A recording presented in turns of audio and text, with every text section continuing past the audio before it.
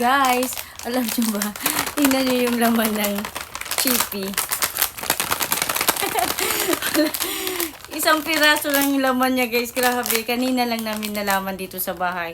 So, nag-grocery pala kami, guys, ng mga chichirya. So, hindi namin napansin itong nag-iisang chippy na, tignan nyo, isang piraso lang yung laman niya. So, sa dami namin na binili, guys. So, ngayon lang kanina lang talaga namin na kanina lang namin na pansin na wala palang laman, isang piraso lang kasi yung bubuksan ng ang gaan man. Kaya, ayun.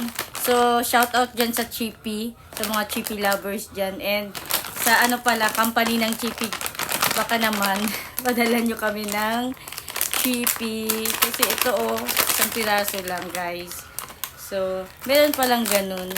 So, dapat kapag bibili kayo ng mga chichirya, so, pag dampot nyo, dapat alam nyo na may laman. Yung hindi ganito, na hangin lang, tapos isang piraso lang yung laman.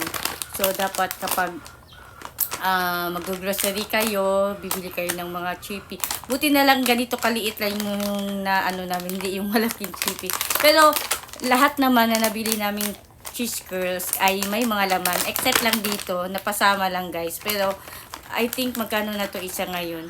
So, ayun lang. Sa mga chippy lovers dyan, so, kapag bibili kayo ng mga curls, so, dapat check nyo talaga muna na may laman.